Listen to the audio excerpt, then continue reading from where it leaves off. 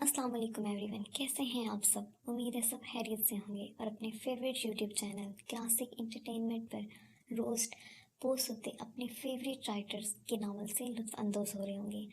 तो आपके लिए मैं भी आज लाई हूँ आपकी फेवरेट राइटर फरवा खालिद का नावल दे इजाज़त जो तू। नावल शुरू करने से पहले आप जल्दी से जाके हमारे चैनल क्लासिक एंटरटेनमेंट को सब्सक्राइब करें, वीडियोस को लाइक करें और अपने बेहतरीन कमेंट से अपनी राय पेश करें। और खास चीज़, बेल आइकन प्रेस करना मत भूलें ताकि हमारे आने वाले हर नई वीडियो का नोटिफिकेशन आपको मिल सके। तो आइए शुरू करते हैं सस्पेंस, रोमांस, थ्रिल और रिवेंज बेस फरवा खालिद की ये दिलचस्प तहरीर जिसे पढ़ने के लिए बहुत सी रीडर्स की बहुत सी डिमांड आ चुकी हैं। तो आइए चलते हैं पहली किस्त की तरफ। बरकी कुमकुमों से सजे खूबसूरत लॉन में इस वक्त रौनक और हलचल उरूज पर थी। कुछ देर पहले ही बारात पहुंची थी और थोड़ी देर में निकाह की रस्म की जानी थी। वहाँ मौजूद तकरीबन तमाम लोगों के चेहरे खुशी से जगमगा रहे थे, मगर उन सब में एक लड़की ऐसी भी थी जो शदीद किस्म की उकताहट और बोरियत का शिकार अलग थलग सी बैठी हुई थी। उसके खूबसूरत चेहरे से उसकी झुंझलाहट का अंदाजा बासानी लगाया जा सकता था। मुझे यहाँ आना ही नहीं चाहिए था। ज़रूरत ही क्या थी भाभी की बात मानकर यहाँ आ जाने की, जहाँ मैं किसी को जानती तक नहीं हूँ। ऊपर से यहाँ की औरतें भी इतनी अजीब व गरीब हैं। घूर ऐसे रही हैं जैसे आज से पहले लड़की कभी ना देखी हो। हुरमत जो वैसे ही अच्छी खासी उकताई हुई थी, वहाँ मौजूद अक्सा की कुछ रिश्तेदार खवातीन की मुसलसल घूरती निगाहों ने उसे अच्छा खासा तपा डाला था, मगर वो अपनी नेचर के बरक्स सिर्फ अक्सा का ख्याल करते लिहाज की खामोशी से बैठी रही थी। हुरमत एक बहुत ही मिलनसार सी नरम दिल लड़की थी, मगर गुस्से की इंतहा की तेज थी। अपने मिजाज के खिलाफ कम ही कोई बात बर्दाश्त करती थी। वजह कुछ महरूमियाँ थीं जो बहुत कोशिश के बावजूद उसके भाई बिलाल कुरैशी और भाभी अक्सा पूरी नहीं कर पाए थे। बिलाल कुरैशी हुरमत से पूरे 10 साल बड़े थे। हुरमत बहुत छोटी सी थी जब उसके पेरेंट्स की डेथ हो गई थी। तब से बिलाल ने ही उसे बिल्कुल अपने बच्चों की तरह पाल पोस कर बड़ा किया था। उनकी जान बसती थी अपनी इकलौती बहन में। हुरमत भी बिलाल से बहुत ज़्यादा अटैच और उसके मामले में काफ़ी पॉजिटिव भी थी। अक्सर तो बिलाल की अक्सर पर ज़्यादा तवज्जो देख वो चिढ़ जाती थी। उसे अपने होते अपने भाई की तवज्जो सिर्फ खुद पर चाहिए होती थी, जिस बात पर अक्सा भी अब हार खाने लगी थी। अक्सा को अपने मासूम और बेपनाह हुस्न की मालिक अपनी नंद प्यारी तो थी, मगर कई बार हुरमत की उल्टी सीधी हरकतों से आजिज़ आकर वो उससे बदगुमान भी हो जाया करती थी। मगर फिर भी अक्सा की सुलझी तबीयत की वजह से उन दोनों के दरमियान रवायती नंद भावज वाले झगड़े नहीं थे। हुरमत, कितनी बार पैगाम भिजवा चुकी हूँ तुम्हें, वहाँ क्यों नहीं आ रही, यहाँ अकेली क्यों बैठी हो। अक्सा, जो कई बार उसे अपने पास आने का बुलावा भेज चुकी थी, हुरमत की हर धरवी पर आखिरकार उसे खुद ही उठकर आना पड़ा था। भाभी, मैं यहाँ बैठूँ या आपके साथ, होना तो मैंने बोर ही है, इसलिए मैंने आफाक को कॉल की है, वो मुझे लेने आ रहा है, घर छोड़ देगा मुझे। हुरमत लापरवाही से कहती अक्सा को अच्छा खासा तपा गई थी। तो इतनी रात को आफाक के साथ अकेले घर जाओगी? हरगिज नहीं। वैसे भी कुछ देर है, रुखसती होते ही हम भी वापस घर चले जाएंगे। आसिम को बोला है मैंने, वो हमें ड्रॉप कर देगा। अक्सर ने फौरन नफी में सर हिलाते हुरमत को सख्ती से मना किया था। भाभी, कैसी बातें कर रही हैं आप? आफाक कोई खैर तो नहीं, और कौन सा आज पहली बार मैं उसके साथ जाऊंगी, पहले भी तो कई बार जा चुकी हूँ। हुरमत को अक्सर की बात बहुत बुरी लगी थी, इसलिए वो बिना किसी किस्म का लिहाज किए तेज लहजे में बोली। आफाक ना सिर्फ उसकी फूफो का बेटा था बल्कि उसका फियांसी भी था। कुछ अरसे तक उनकी शादी भी मुतवक्कुर थी। खैर नहीं है तो महरम भी नहीं है। रात के इस पैर किसी नामहरम के साथ तन्हा जाना, चाहे वो कितना ही भरोसे लायक क्यों ना हो, गलत ही है। आजकल के हालात पता तो है तुम्हें। मैं किसी सूरत इजाजत नहीं दूंगी तुम्हें उसके साथ जाने की। फौरन मना करो उसे। अक्सर ने हुर्मत से भी ज्यादा तेज लहजे में बात करते उसे सख्ती से टोक दिया था। बिलाल कुरैशी ऑफिस के किसी काम के सिलसिले में शहर से बाहर थे। हमेशा उनके बगैर उनकी लाडली थोड़ी सी बिगड़ी बहन को संभालना अक्सर के लिए जान का अजाब बन जाता था। उनकी चचाजाद कज़न की शादी थी। वो हुर्मत को घर में अकेला छोड़कर नहीं आना चाहती थी और उसे साथ लाना भी उनके लिए किसी इम्तहान से कम साबित नहीं हो रहा था। और हाँ, ये और इनकी अजीब और गरीब बातें। हुर्मत को बहुत गुस्सा आया था, मगर ना चाहते हुए भी उसने आफाक को मना कर दिया था। तुम फिर मुझे उसी डॉक्टर के पास लेकर जा रहे हो जो मुझे पागल समझता है। यज़दान ने रोड पर नस्ते गाड़ी सर्द सपाट लहजे में अपने साथ बैठे सदाम की जानिब देखा था। उसके अंदाज और लहजे पर ड्राइविंग करता सदाम भी एक पल के लिए ठटक गया था। اکثر اوقات یزدان کی باتوں اور انداز سے اسے ایک پل کے لیے نہیں لگتا تھا کہ یہ شخص اپنا ذہنی توازن واقعی میں کھو چکا ہے۔ کبھی کبھی وہ بالکل نارمل لوگوں کی طرح باتیں کرنے لگتا تھا۔ نہیں، ایسا بالکل بھی نہیں ہے، کسی شخص کی جرت نہیں ہے کہ میرے دوست کو پاگل کہے۔ بدی سے زبان کھینچ لوں گا اگر کسی نے ایسی کوئی گستاخی کی تو۔ خود کو کافی حد تک نارمل کرنے کی کوشش کرتے صدام نے جواب دیا تھا، مگر اس کی بات ختم ہونے سے پہلے ہی یزدان نے عجیب انداز میں کہہ کر لگاتے صدام کا ابھی تھوڑی دیر پہلے والا وہم دور کر دیا تھا۔ ہاں ہاں ہاں، بے وقوف، پاگل انسان کو پاگل نہیں تو اور کیا کہا جاتا ہے؟ ہاں ہاں، بے وقوف۔ یزدان کے انداز پر صدام نے کرب سے آنکھیں موندے اپنا رخ اس کی جانب سے پھیر لیا تھا۔ اپنی سب سے عزیز جان ہستی کو اس حال میں دیکھنا اس کے لیے زندگی کا سب سے اذیتناک لمحہ تھا۔ آج سے 4 سال پہلے ایک بہت ہی خطرناک ایکسیڈنٹ میں یزدان نے نہ صرف اپنے قریبی رشتے بلکہ شدید صدمے اور دماغ میں لگنے والی چوٹ کی وجہ سے اپنا ذہنی توازن بھی کھو بیٹھا تھا۔ تب سے اس کی یہی حالت تھی، کبھی وہ بالکل نارمل بیہیو کرنے لگ جاتا اور کبھی وہ 4 سال کا بچہ بن جاتا، اور اکثر تو وہ غصے اور جنونیت کی انتہا کو پہنچتے ایسے وحشیوں کی طرح بیہیو کرتا کہ اسے قابو کرنا مشکل ہو جاتا۔ صدام یزدان کا بیسٹ فرینڈ ہونے کے ساتھ اس کا ماموزاد بھی تھا۔ اس حادثے کے بعد سے وہ کسی سائے کی طرح یزدان کے ساتھ رہتا تھا۔ یزدان کے علاج کے لیے اس نے کوئی ڈاکٹر نہیں چھوڑا تھا، مگر 4 سال سے وہ اس معاملے میں ناکام ہی رہا تھا۔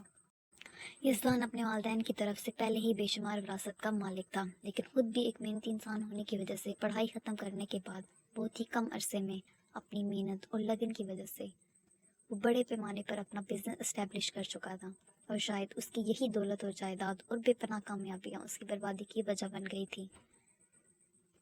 اس حادثے کے بعد سے یزدان کے ساتھ ساتھ اس کا بزنس بھی صدام ہی سنبھالنے لگا تھا۔ صدام نے صحیح معنوں میں ایک سچا اور ایماندار دوست ہونے کا فرض نبھایا تھا۔ یزدان، یہ کیا کیا تم نے؟ صدام یزدان کی جانب دیکھتا بے چارگی اور بے بسی سے بولا۔ پچھلی بار کی طرح اس بار بھی یزدان ڈاکٹر کے سوالوں، جو کہ ہمیشہ اسے الٹے سیدھے ہی لگے تھے، کے جواب میں اس کو بری طرح پیٹ چکا تھا۔ یہ پہلا ڈاکٹر نہیں تھا، اس سے پہلے بھی بہت سارے ڈاکٹرز کی یزدان کے جنونی غصے اور ذہنی توازن بگڑنے پر اس کی کثرتی بازوں سے درگت بن چکی تھی۔ یہی وجہ تھی کہ اس کا علاج ہمیشہ آدھے مراحل میں رہ جاتا تھا۔ صدام یزدان کا عام پاگلوں کی طرح انہیں باندھ کر اور مختلف انجیکشن سے ٹارچر کرنے جیسا علاج کسی صورت نہیں چاہتا تھا، مگر اکثر یزدان کی حرکتیں اسے نالاں کر دیتی تھیں۔ یزدان کو شروع سے باڈی بنانے کا بہت شوق تھا۔ اب بھی کبھی کبھار جب وہ نارمل ہوتا تو اپنے گھر میں ہی بنے جم خانے میں جا کر وہ اپنی زندگی کا سب سے پسندیدہ کام ضرور سے انجام دیتا تھا، لیکن وہاں پر بھی اکثر اوقات دماغی توازن بگڑنے پر جم کا جو حال ان سب کو دیکھنے کو ملتا وہ کسی کباڑ خانے سے کم نہیں ہوتا تھا۔ ڈاکٹرز کا کہنا تھا کہ یزدان کو زیادہ سے زیادہ خوش رکھا جائے، یہی اس کی دماغی حالت کے لیے سب سے زیادہ مفید ہے، مگر صدام بہت کوششوں کے باوجود ایسا کرنے میں ناکام تھا، کیونکہ یزدان کو دیکھ کر لگتا تھا کہ جیسے اب دنیا میں اس کے لیے ایسی کوئی وجہ یا ہستی ہی نہیں بچی جس کی وجہ سے وہ خوش رہے اور واپس زندگی کی جانب لوٹ سکے۔ یزدان، تم یہاں بیٹھو، میں بس 5 منٹ میں آیا۔ صدام کو اس ڈاکٹر کی ٹینشن ہو رہی تھی جس اس کا عزیز دوست کچھ ہی لمحوں میں بستر پر پہنچا آیا تھا۔ وہ ایک بار اس سے معذرت کرنے اور یزدان کا پھیلائے رائتا سمیٹنے اسے گاڑی میں بٹھا کر ساتھ آئے ملازم کو اس کا دھیان رکھنے کی ہدایت کرتا اندر کی جانب بڑھ گیا تھا۔ ڈاکٹر کو بری طرح پیٹنے کے باوجود یزدان کا غصہ کم ہونے کا نام ہی نہیں لے رہا تھا۔ اس کا ابھی اور بھی بہت کچھ تہس نہس کرنے کا ارادہ تھا، جب اچانک کانوں میں پڑنے والی کسی نسوانی ہنسی کی کھلکھلاہٹوں پر اس کا چہرہ خود بخود ہی آواز کی سمت مڑ گیا تھا، جہاں تھوڑے سے فاصلے پر ہی ایک بلو کپڑوں میں ملبوس گرے آنکھوں والی لڑکی اپنے ساتھ کچرے میں گری لڑکی کو دیکھ کر ہنس ہنس کر پاگل ہو رہی تھی۔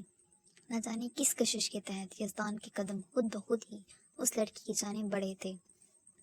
اس کی گرے آنکھیں اسے دنیا جہان سے بگانا اور بے پرواہ پاگل کو جیسے اپنی الوہی کشش کے حصار میں جکڑ گئی تھی۔ سر، کیا ہوا؟ آپ کہاں جا رہے ہیں؟ اسے گاڑی سے نکلتا دیکھ سعود ملازم جلدی سے اس کے قریب آیا تھا، جسے یزدان آنکھوں میں ناگواری لیے ایک ہی جھٹکے میں اپنے آگے سے ہٹاتا اس لڑکی کے قریب کچھ فاصلے پر جا کھڑا ہوا تھا۔ جیسے جیسے اس لڑکی کی کھلکھلاہٹوں میں اضافہ ہو رہا تھا، ویسے ہی یزدان کے ہونٹوں پر مسکراہٹ پھیلتی جا رہی تھی۔ صدام اگر یہ مسکراہٹ دیکھ لیتا تو خوشی سے پاگل ہوتا، جسے دیکھنے کے لیے وہ 4 سال سے نہ جانے کیا کیا جتن کر چکا تھا، کیونکہ پچھلے 4 سالوں میں شاید آج پہلی دفعہ ہی کب سے کوئی مسکراہٹ نے یزدان کی سختی سے نابی لبوں کا احاطہ کیا تھا، مگر شاید اس مسکراہٹ کا دورانیہ بہت کم تھا۔ یزدان کی مسکراہٹ اس وقت سمٹی جب کیچڑ میں گری لڑکی نے اپنے ساتھ کھڑی ہنستی مذاق اڑاتی لڑکی کا ہاتھ پکڑ کر اپنے ساتھ کیچڑ میں گراتے اس کی کلکلاہٹوں پر بند باندھ دیا تھا۔ اپنی پسندیدہ لڑکی کو یوں کیچڑ میں گرتے دیکھ یزدان کی مٹھیاں ایک بار پھر غصے سے بھینچ گئی تھیں۔ وہ غصے سے پاگل ہوتا اور دوسری لڑکی سے اس بات کا بدلہ لینے آگے بڑھا تھا۔ یزدان، کیا ہوا؟ کہاں جا رہے ہو؟ اس سے پہلے کہ یزدان پھر کوئی حرکت کرتا، سعود کی اطلاع پر صدام بھاگتا یزدان تک پہنچا تھا۔ یزدان کے چہرے پر وہی چٹانوں جیسی سختی اور غصہ دیکھ صدام نے سعود کو گھورا، جو ابھی اسے یزدان کے بارے میں کچھ اور ہی بتا کر اچھا خاصا خوشگمان کر چکا تھا۔ چھوڑو مجھے، وہ ایسا کیسے کر سکتی ہے؟ میں چھوڑوں گا نہیں اسے۔ یزدان صدام کو پیچھے دھکیلتا واپس پیچھے کی جانب مڑا تھا، مگر اب وہ دونوں لڑکیاں وہاں موجود نہیں تھیں۔ یزدان نے مزید اشتعال میں آتے ارد گرد نظریں دوڑائیں، مگر وہ دونوں اسے کہیں بھی نظر نہیں آئی تھیں۔ صدام کافی دیر کی کوششوں کے بعد بہت مشکلوں سے اسے گاڑی میں بٹھانے میں کامیاب ہوا تھا۔ فون پر کیا بول رہے تھے تم؟ یزدان مسکرا رہا ہے جبکہ اس کی حالت تو مزید خراب ہو چکی ہے۔ لگتا ہے تم اپنی ڈیوٹی کرنے کے بجائے کھڑے کھڑے سو گئے تھے۔ صدام اپنی سائڈ کا دروازہ کھولتے سعود پر طنز کرنا نہیں بھولا تھا۔ سر، میں بالکل سچ کہہ رہا ہوں۔ یزدان سر واقعی مسکرائے تھے۔ ایسا بیہیو کرتے میں نے انہیں پہلے کبھی نہیں دیکھا، اور یہ سب اس لڑکی کی وجہ سے ہوا جو کچھ دیر پہلے یہاں کھڑی تھی۔ سعود نے جلدی سے اپنی صفائی پیش کی تھی، جبکہ اس کی بات پر گاڑی میں بیٹھتا صدام خوشگوار حیرت کے زیر اثر یقین اور بے یقینی کی کیفیت میں اسے دیکھے گیا تھا۔ اگر یہ سب سچ تھا تو صدام کے لیے اس سے بڑی خوشی کی بات کوئی ہو ہی نہیں سکتی تھی کہ اس دنیا میں ابھی بھی کوئی ایسی ہستی، ایسی وجہ موجود تھی جو اس کے دوست کو واپس زندگی کی جانب موڑ سکتی تھی۔ سعود سے بعد میں تفصیل سے بات کرنے کا ارادہ کرتے صدام یزدان کے برابر ڈرائیونگ سیٹ پر آ بیٹھا تھا۔ کچھ دیر پہلے کی نا امیدی اور مایوسی اب اس کے دماغ سے ہٹ گئی تھی۔ کیا ہوا حرمت؟ اتنی خاموش کیوں بیٹھی ہو؟ وہ سب کینٹین میں بیٹھی اپنی ہوشگپیوں میں مصروف تھی جب منیبا کی نظر خلاف معمول کچھ گمسم سی بیٹھی حرمت پر پڑی تھی۔ مجھے بھلا کیا ہونا ہے؟ میرے پاس اتنا فضول دماغ نہیں کہ تم لوگوں کی طرح ہر وقت فضول کی ہانکتی رہوں۔ حرمت، جو آج کل ویسے ہی چڑچڑی سی ہوئی پڑی تھی، ان سب کے ایک دم متوجہ ہونے پر چڑھ کر بولی، وہی تو کہہ رہی ہوں، کچھ تو ہوا ہے جو تم فضول کی ہانکنے میں ہمارا ساتھ نہیں دے رہی۔ کوئی پرابلم ہے تو شیئر کرو۔ کیا آفاق کی طرف سے کوئی مسئلہ ہے؟ منیبا حرمت کی بہت کلوز تھی، اس کی رگ رگ سے واقف تھی، اس لیے اس کے بنا کہی ہی بات سمجھ جاتی تھی۔ کچھ ایسا ہی ہے۔ حرمت کے اس بات میں سر ہلانے پر باقی سب بھی سنجیدگی سے اس کی جانب متوجہ ہوئی تھی۔ کیا مطلب؟ کیا ہوا ہے؟ کشمالہ کو بھی حرمت کا سنجیدہ انداز فکر میں مبتلا کر گیا تھا۔ وہ سب جانتی تھی کہ آفاق اور حرمت ایک دوسرے کو بہت لائک کرتے ہیں، جس کو دیکھتے ہوئے ہی بلال نے ان کا رشتہ طے کیا تھا۔ میں خود بھی نہیں جانتی اصل معاملہ کیا ہے۔ بھابھی سے بھی پوچھا ہے، وہ بھی کچھ نہیں بتا رہی ہیں، مگر مجھے لگ رہا ہے کہ بھائی اور پھپھو کے درمیان میں کوئی پرابلم چل رہی ہے۔ آفاق بھی کچھ دنوں سے ٹھیک سے بات نہیں کر رہا، پتہ نہیں اصل معاملہ کیا ہے۔ کوئی بتانے کو تیار ہی نہیں ہے۔ حرمت بڑوں کے درمیان کچھ دنوں سے پکنے والی کھچڑی سے اچھی خاصی اکتائی ہوئی تھی۔ اوہو، اس سب پر اتنا پریشان ہونے کی کیا ضرورت ہے؟ کوئی ہوں گے ان کے اپنے معاملات۔ جب تم جانتی ہو تمہارے بھائی اور پھپھو تم سے بہت پیار کرتے ہیں، کسی بھی وجہ سے تمہارے ساتھ کچھ غلط نہیں ہونے دیں گے۔ منیبا حرمت کا ہاتھ تھامتی تسلی سے دیتے بولی، ہاں بالکل ٹھیک کہا منیبا نے، اور پلیز حرمت اپنے خوبصورت سے چہرے سے یہ سوگواریت دور کرو، اس طرح منہ لٹکائے بالکل مس فضیلہ کی جڑواں بہن لگتی ہو۔ صفا حرمت کو چھیڑتی اپنی یونی کے سب سے خڑوس اور کسیلی ٹیچر سے ملاتے ہوئے بولی، جبکہ مس فضیلہ کا انگارے چباتا روپ شاد کرتے حرمت نے جھرجھری سی لیتے صفا کو گھورا، جبکہ باقی سب حرمت کے چہرے کے مزید بگڑتے زاویے دیکھ اپنی ہنسی نہیں روک پائی تھیں۔ حرمت غصے کی بہت تیز تھی، مگر اپنے سامنے کسی اور کا غصہ کرنا اسے سخت ناگوار گزرتا تھا۔ یہی وجہ تھی کہ مس فضیلہ سے اس کی بالکل بھی نہیں بنتی تھی۔ بھابھی پلیز آپ ہی بتا دیں مجھے، آخر کیا پرابلم چل رہا ہے بھائی اور پھپھو کے درمیان؟ آفاق بھی کچھ ڈسٹرب سا ہے، ٹھیک سے بات نہیں کر رہا مجھ سے۔ حرمت کچن میں کام کرتی اقصیٰ کے پاس آتی لجاجت سے بولی، وہ جانتی تھی بلال بھائی تو اسے کچھ بتانے والے نہیں تھے، اگر کسی سے کچھ پتہ لگ سکتا تھا تو وہ اقصیٰ ہی تھی۔ حرمت کے فکر مند انداز پر اقصیٰ ایک نظر اس پر ڈال کر واپس اپنے کام میں مصروف ہوئی تھی۔ تو مطلب آپ بھی مجھے کچھ نہیں بتائیں گی؟ हुर्मत को अपना इस तरह इग्नोर किया जाना बहुत बुरा लगा था। उनको वैसे ही खामोश खड़ा देख वो वहाँ से वापस पलटी थी। पुप्पो तुम्हारी और वफा की शादी जल्द अज जल्द करना चाहती हैं, लेकिन बिलाल भी इस हक में नहीं है। वो चाहते हैं पहले तुम्हारी पढ़ाई मुकम्मल हो जाए, इसके बाद वो इस बारे में सोचेंगे। अक्सर जानती थी हुर्मत बात का पता लगाए बगैर सुकून से नहीं बैठेगी, और बिलाल बिल्कुल भी नहीं चाहते थे कि हुर्मत को असल बात पता चले और वो हर्ट हो। इसलिए अक्सा ने बिलाल के कहे के मुताबिक झूठ बोलकर हुर्मत को मुतमिन करना चाहा था। क्या वाकई यही बात है? हुर्मत ने जांचती नज़रों से रुख मोड़े खड़ी भाभी को देखा था। तुम्हें अब अगर मेरी बातों पर भी यकीन नहीं रहा तो अपने भाई से इस बात की तस्दीक कर सकती हो। हुर्मत के मशकूक अंदाज से पूछने पर अब की बार अक्सा ने हुर्मत को नाराज़गी से जवाब दिया था। ओहो, आप तो नाराज़ ही हो गई हैं। ऐसी कोई बात नहीं है। मुझे लगा इतने दिनों से भाई और पप्पो के दरमियान जो खिचड़ी पक रही है शायद कोई सीरियस मामला है, मगर शुक्र है ऐसा कुछ नहीं है। हुर्मत अक्सा के बराबर आती मुस्कुराई थी। वो एकदम रिलैक्स हो चुकी थी और अपनी बेवकूफ़ी पर खुद को ही कोस रही थी कि इतने दिन से ऐसे ही बिला वजह परेशान हो रही थी। अगर पहले ही भाभी से पूछ लेती तो क्या था। अक्सा ने होश से हुर्मत की खुशी से जगमगाते रोशन हसीन चेहरे की जानिब देखा था। क्या बहुत मोहब्बत करती हूँ आफाक से? अक्सा के अचानक गैर मुतवक्का सवाल पर हुर्मत ने चौंक कर उसकी जानिब देखा था। नहीं, इसे मोहब्बत बिल्कुल नहीं कह सकती। मोहब्बत तो बस बहुत मजबूत और ताकतवर रिश्ते का नाम है, जिसे करना और निभाना मेरी बस की बात तो बिल्कुल भी नहीं है। मगर आफाक मुझे बहुत अच्छा लगता है। हमारे दरमियान अंडरस्टैंडिंग बहुत अच्छी है। मुझे लगता है आफाक से अच्छा कोई और लाइफ पार्टनर मुझे नहीं मिल सकता जो मेरे मिजाज को अच्छे से समझता है। और हाँ, आफाक का कहना है कि वो मुझसे बहुत मोहब्बत करता है, तो इस सब के अलावा मुझे और चाहिए ही क्या। हुर्मत मुस्कुराती हुई अक्सा को उसकी बात का तफसीली जवाब दे गई थी। इसके अलावा भी एक चीज़ चाहती थी तुम अपने लाइफ पार्टनर से, शायद भूल रही हो तुम। अक्सा, जो हमेशा हुर्मत को अफवाह के हवाले से अच्छी बातों की नसीहत करती आई थी, इस वक्त उसे हुर्मत के मुंह से अफवाह की तारीफ बिल्कुल भी पसंद नहीं आई थी। मैं समझी नहीं, आप किस चीज़ के बारे में बात कर रही हैं? अक्सा की बात पर हुर्मत ने नासमझी से उसकी जानिब देखा था।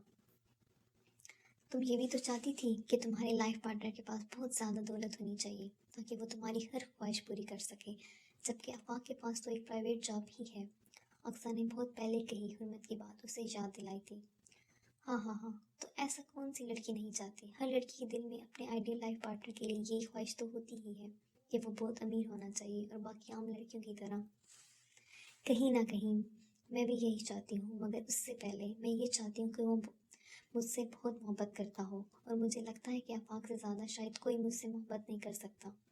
तो मोहब्बत करने वाला लाइफ पार्टनर के आगे मैं दौलतमंद लाइफ पार्टनर रद्द कर सकती हूँ। हुर्मत के लहजे में आफाक के हवाले से एक मान था जिसे महसूस करते अक्सा ने अफसरदा निगाहों से उसकी जानिब देखा था। मेरी जान, आजकल के इस नफ्सी के दौर में मोहब्बत जैसा जज्बा बहुत पीछे रह गया है, मगर मेरी यही दुआ है मेरा रब तुम्हारी सारी ख्वाहिशात पूरी करे।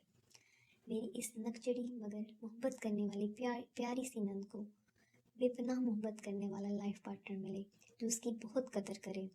अक्सा का लहजा हुर्मत के लिए मोहब्बत और फिक्र मंदी से भरपूर था। आमीन। वैसे मिले का क्या मतलब है भाभी, मिल तो चुका है मुझे, और उसे आपकी नंद की कदर भी बहुत ज़्यादा है। हुर्मत अपनी ही धुन में अक्सा की बातों पर गौर किए बगैर मुस्कुराते हुए बोली और अक्सर के गाल पर प्यार करती फंसी के बुलाने पर बाहर की जानिब बढ़ गई थी। अक्सा खामोश नज़रों से उसे ज़्यादा देखते इस प्यारी सी लड़की के अच्छे नसीब की दुआ कर गई थी, जिसमें इसके शोर के साथ साथ अब उसकी भी जान बसती थी। हुर्मत से चाहे कितने ही इख्तलाफात सही, मगर अक्सा ने उसे बिल्कुल सगी बहनों से बढ़कर प्यार दिया था। वो उसे कभी भी दुखी नहीं देख सकती थी। सदाम अजरत में यजदान के रूम में दाखिल हो रहा था जब अंदर से निकलती फारिया को देख अपने कदम वहीं रोकते वो अपने चेहरे पर उमड़ आने वाले नागवारी के तासरात छुपा नहीं पाया था। हाय सदाम, कैसे हो? फारिया मुस्लिम मुस्कुराहट चेहरे पर सजाई बेतकल्फी से बोली। तुम यहाँ क्या कर रही हो? बिना उसकी बात का जवाब दिए सदाम नागवारी से बोला। क्या मतलब है इस बात का? मेरी यजदान रहमानी पर सबसे ज़्यादा हक मेरा ही तो है। मैं यहाँ नहीं आऊँगी तो और कौन आएगा? फारिया की नज़र आध खुले दरवाजे से अंदर मौजूद यजदान पर डालती जताते लहजे में बोली, जबकि उसके अल्फाज सदाम को मज़ीद आग लगा गए थे। हक, ये लफ्ज़ बोलते तुम्हें ज़रा शर्म नहीं आती? तुम जैसी ढीठ और बेहिस लड़की मैंने आज तक नहीं देखी। सदाम यजदान के ख्याल से हल्की आवाज़ में कराया था। اپنے شوہر کے پاس اس کا حال پوچھنے آنے میں کیسی شرم؟ اس میں غلط کیا ہے جو تم مجھ پر یوں الزام لگا رہے ہو؟ صدام کی بات کا مفہوم سمجھنے کے باوجود وہ کمال ڈٹھائی کا مظاہرہ کرتی اسے مزید دبا گئی تھی۔ بہت سارے معاملات کی طرح اس معاملے میں بھی میرا دوست بہت بد نصیب نکلا۔ اسے غلط فہمی تھی کہ تم محبت کرتی ہو اس سے، اس لیے تم سے نکاح کیا۔ اس نے تمہارے برے وقت میں مدد کی تمہاری، اور تم نے کیا کیا؟ اس کا برا وقت آتے ہی کیسے اپنے رنگ بدل لیے؟ دن رات دونوں ہاتھوں سے اس کی حلال کی کمائی لوٹنے کے علاوہ تم کر ہی کیا رہی ہو؟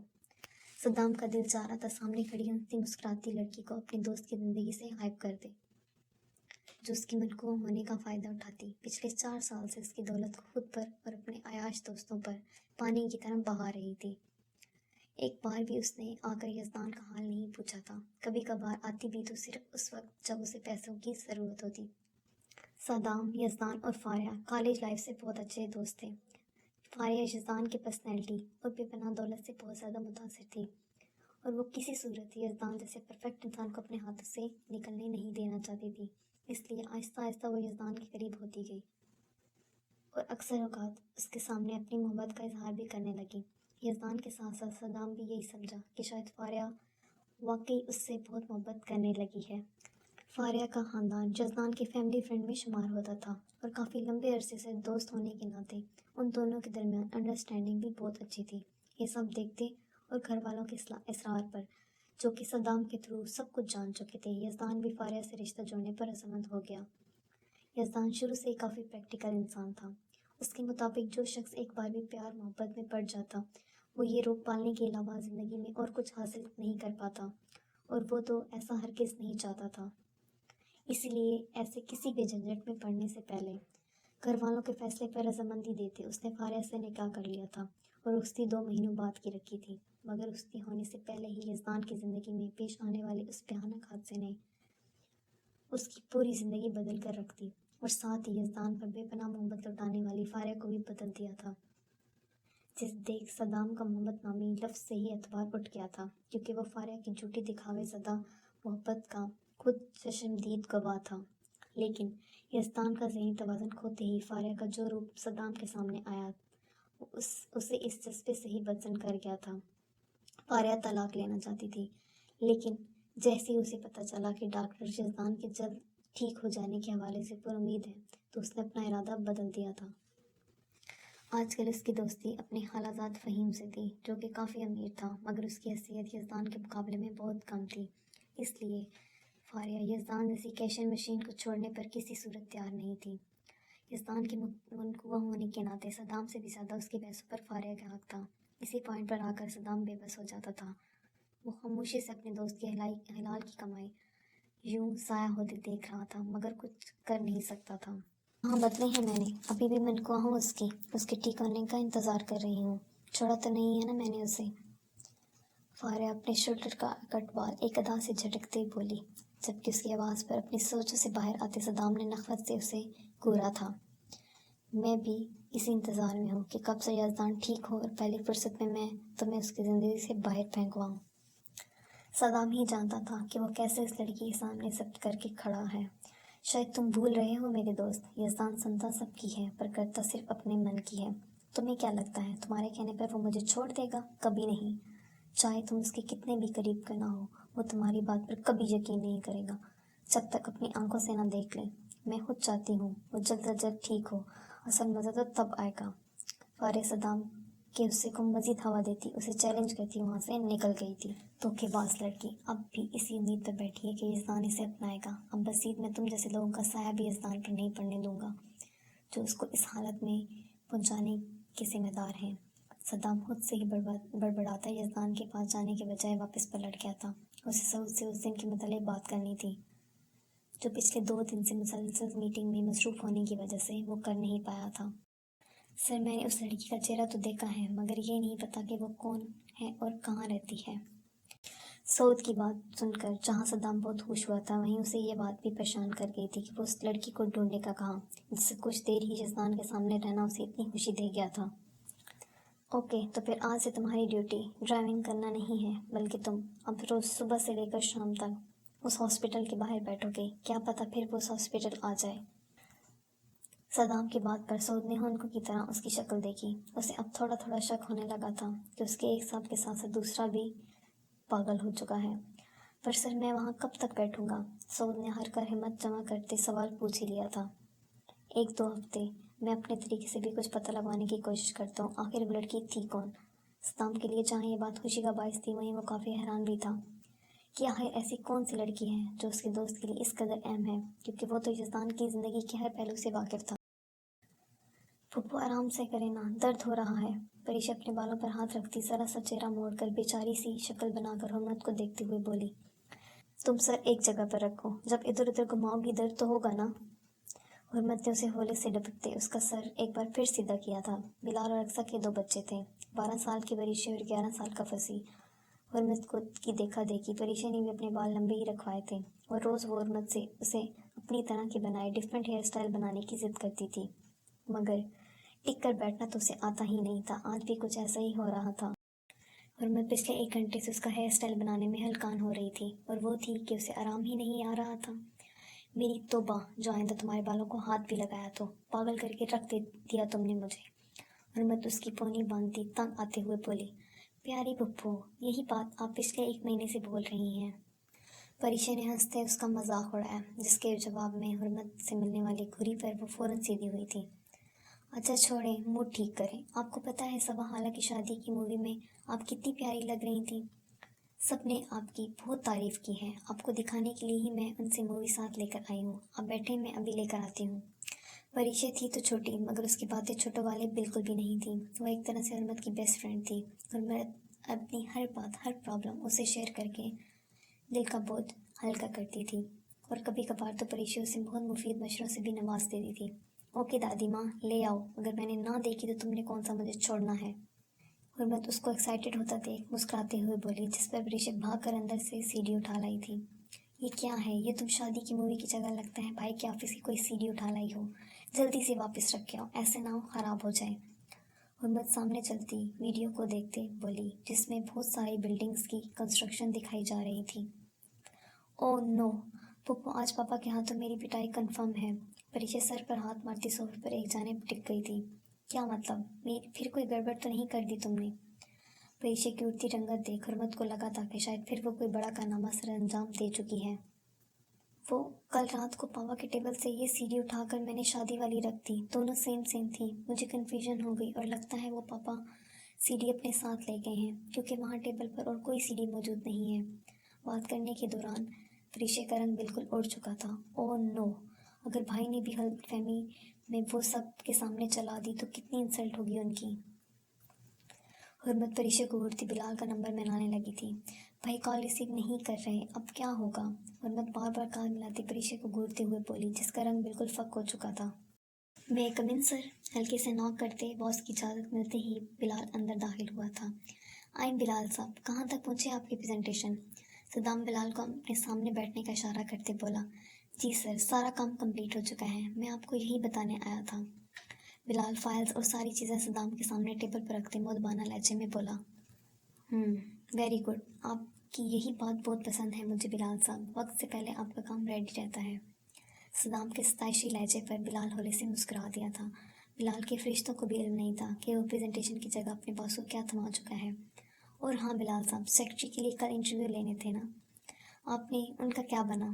اچانک یاد آنے پر صدام نے واپس جاتے بلال کو آواز لگائی تھی۔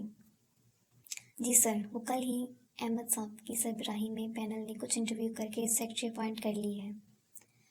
اگر آپ ابھی ملنا چاہتے ہیں اپنی سیکرٹری سے تو میں بھیج دیتا ہوں، بلال نے تفصیل سے جواب دیتے آخر میں سوالیہ انداز میں صدام کی جانب دیکھا تھا۔ جی بھیج دیں۔ صدام نے موبائل پر آتی کال کو دیکھتے بلال کو جواب دیا تھا، جس پر بلال اسے موبائل پر مصروف ہوتا دیکھ اس بات میں سر ہلاتا باہر نکل گیا تھا۔ صدام کال پر مصروف تھا جب دروازہ ناک ہونے اور اس کی اجازت پر کچھ سیکنڈ بعد اندر داخل ہونے والی ہستی کو دیکھ ایک پل کے لیے وہ حیرت میں مبتلا ہوتا فون پر بات کرنا ہی بھول چکا تھا۔ وہ تو اپنی سیکرٹری کے طور پر آفس میں کام کرتی باقی لڑکیوں کی طرح ہی کوئی ماڈرن لڑکی ہی تصور کر رہا تھا، مگر اس کی نظروں کے سامنے تو اس کے بالکل برعکس منظر تھا۔ سیاہ کپڑوں اور سیاہ ہی بڑی سی شال میں خود کو لپیٹے صدام کو وہ کوئی ڈری سہمی سی مڈل کلاس لڑکی لگی تھی۔ جس نے اپنے وجود کے ساتھ ساتھ اپنے چہرے کو بھی شال سے ڈھانپ رکھا تھا۔ صرف اس کے نرم اور دھوتیا ہاتھ اور سیاہ کاجل سے لبریز آنکھیں ہی شال سے باہر جھانک رہی تھیں۔ سامنے کھڑی اپنی نیو سیکرٹری کو دیکھ اسے اپنے اسٹاف پر بے انتہا غصہ آیا تھا۔ ایسی لڑکی بھلا کہاں اس آفس میں سروائیو کر سکتی تھی، اور وہ بھی صدام کی سیکرٹری کے طور پہ، جو کہ اس لڑکی کو دیکھ کر صدام کو بالکل ناممکن لگ رہا تھا۔ صدام نے بنا اس لڑکی کو مخاطب کیے ریسیور اٹھا کر احمد کو بلانا چاہا تھا۔ Good evening sir. سامنے کھڑی لڑکی کی پراعتماد آواز اور لہجے پر نمبر ڈائل کرتا صدام کا ہاتھ وہیں ساکت ہوا تھا۔ شاید اس لڑکی کو بھی صدام کی کیفیت کا اندازہ ہو چکا تھا، اس لیے اس نے بولنا مناسب سمجھا تھا۔ صدام کی نظریں اب ٹیبل کے قریب آتی اپنی سیکرٹری پر ہی ٹکی ہوئی تھیں۔ Good evening, what's your name? Saddam نے ریسیور واپس پٹکتے پوری طرح سے اس لڑکی کی جانب متوجہ ہوتے اسے اپنے سامنے بیٹھنے کا اشارہ کیا تھا۔ نور عمل۔ پورے کانفیڈنس سے صدام کے سامنے بیٹھتی، اپنی سیاہ آنکھیں اس کی آنکھوں میں گاڑتی، جیسے خود سے ایک بار پھر اپنے پختہ ارادوں کو پورا کرنے کا عزم کرتے، اپنے نام پر زور دیتے بولی۔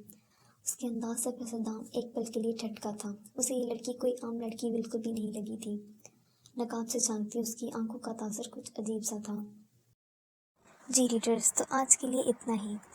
اس ناول کی باقی اقساط پڑھنے کے لیے ہمارے ساتھ جڑے رہیں۔ ہماری ویڈیو کو لائک کریں، شیئر کریں اور کمنٹ سیکشن میں اپنے رائے کا اظہار کریں۔ انشاءاللہ اگلی قسط کے ساتھ جلد ہی دوبارہ ملیں گے۔ دعاؤں میں یاد رکھیے گا۔ خدا حافظ۔